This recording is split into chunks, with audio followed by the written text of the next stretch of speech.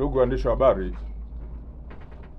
ni muhimu sana kufahamu hali ya usalama ya jiji la Dar es Salaam angalau kila baada ya wiki mbili au mwezi mmoja, kutokana na aina ya eneo ambalo tupo, ambalo kimsingi jiji la Dar es Salaam ni jiji la kibiashara ambalo limekaa kistrategia katika masuala ya kiuchumi, lakini masuala ya kisiasa na masuala ya kijamii.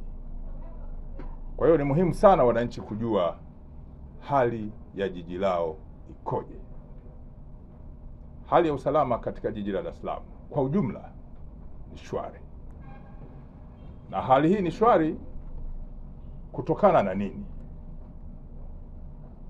Ni shwari kutokana na ushirikiano mkubwa uliopo ambao unaendelea kuimarika kati ya Jeshi la Polisi Kanda Maalum ya Dar es Salaam na wadau wengine wa masuala ya kiuchunguzi kuhusiana na masuala ya usalama.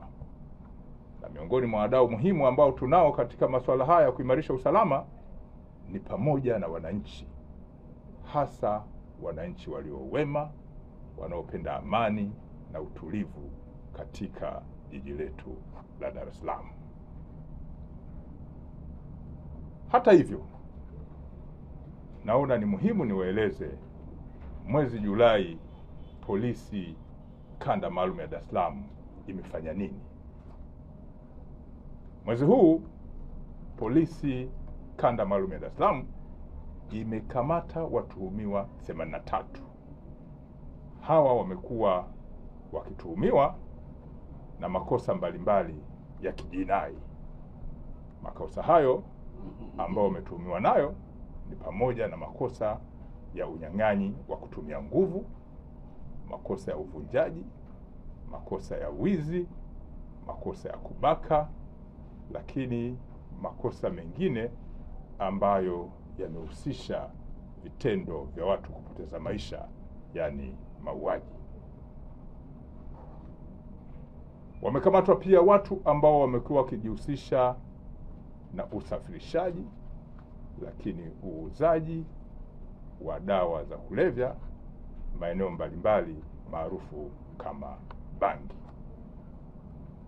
Polisi Dar es Salaam pia eneo la Matumbi Temeke inachunguza shauri la kilogramu 75 za dawa za kulevya aina ya bangi maarufu kama skanka. Skanka ni dawa ya kulevya ambazo ni aina ya bangi zinakuwa zimesindikwa. Hii imekamatwa katika vifurushi mbalimbali vyenye uzito wa kilo 75 eneo la Matumbi Temeke. Wahusika wote ambao wameshiriki katika kusindika, kusafirisha, kuuza watachukuliwa hatua kali za kisheria. Ukizuia dawa za kulevya unazuia matukio mengi. Watu wakitumia dawa za kulevya, wengine hujitoa ufahamu na kufanya matukio makubwa zaidi ya haya ya kutumia dawa za kulevya. Kwa mfano, mtu akitumia bangi, wakati mwingine awe ni kijana au mtu mzima, anaweza kumuua mtu kwa panga kwa kosa dogo labda ya kutukana, au anaweza kumpora mtu kwa kutumia panga, kumkata na kupora simu ya 70,000 au 80,000 au 300,000. Kwa hiyo ukizuia baadhi ya makosa, unakuwa umezuia baadhi ya makosa makubwa ambayo yanaweza yakajitokeza kutokana na lile kosa dogo ambalo linakuwa limetendeka. Kwenye kundi hilo la watu 83 wamekamatwa pia watu ambao wanajihusisha na kuvunja nyumba, kuiba, lakini wapo wengine kazi yao wameirasimisha ambao ni ya kijinai ya kununua mali za wizi. Simu zinaibwa kutoka pointi A zinakwenda kuuzwa kwenye pointi B. na baadhi ya vitu ambavyo vinataka kurasimishwa na baadhi ya watu kijinai ni pamoja na wale wanaonunua simu za wizi, runinga, pikipiki, kompyuta mpakato yani laptop, redio, na watuhumiwa hao wamekamatwa. Miongoni mwa waliokamatwa ni pamoja na mtu aliyefahamika kwa jina la Mtanko Ebenieli maarufu kama Mchina. Yeye jina lake ni Mtanko Ebenieli, lakini watu wamembatiza jina la Mchina, akiwa na wenzake wawili. Hawa wamekamatwa maeneo ya Amani, Mbezi, wilaya ya Ubungo hapa jijini Dar es Salaam, na walikutwa na runinga 7 za wizi ambazo zimetambuliwa na watu walioibiwa vitu vyao. Amekutwa na simu janja aina mbalimbali 122 pamoja na vifaa ambavyo yeye huvitumia baada ya kuletewa hizo mali za wizi, zikiwemo simu, hufuta na kusakinisha upya mfumo endeshi, yani software wa simu zilizoibwa. Kwa simu inaibwa, inasakinishwa, anatengeneza mfumo mwingine, kwa hiyo anatoa kwenye mfumo wa awali na kuzifanya simu zinasomeka aina nyingine, na hivyo kuziingiza tena kwenye soko. Kwa hiyo huyu amekamatwa na simu zaidi ya 122, na yeye kutaka kurasimisha biashara hii ya kijinai katika kujipatia kipato.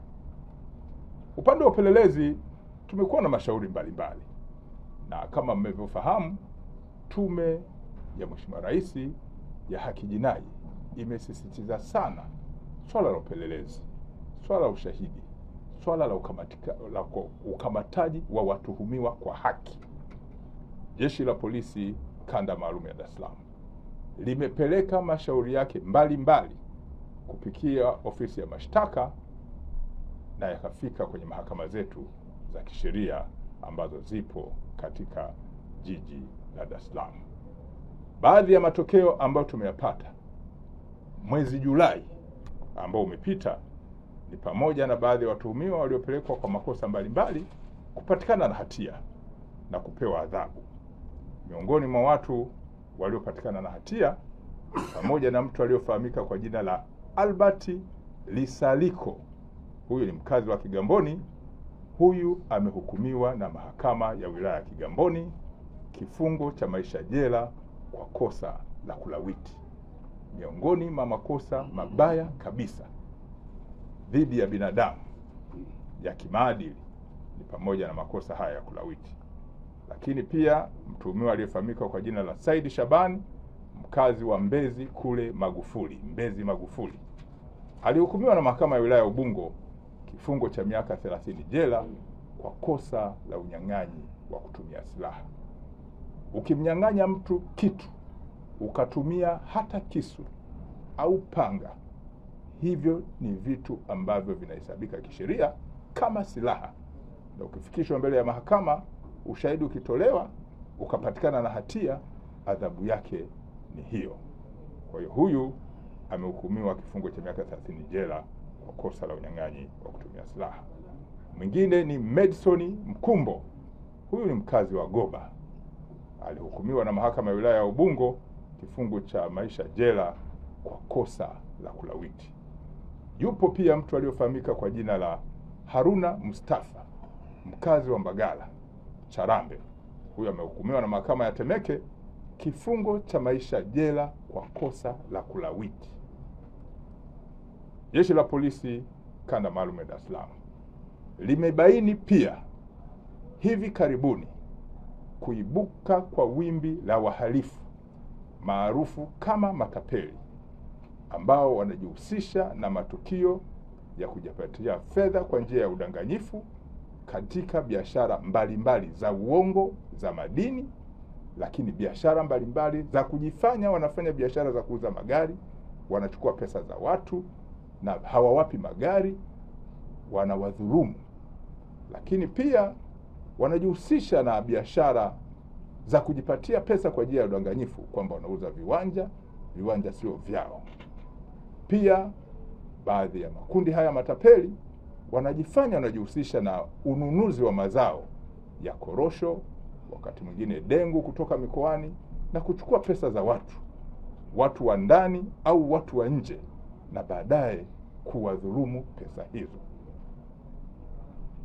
Ipo pia kundi la matapeli ambao wanajihusisha na biashara ya kusafirisha mizigo.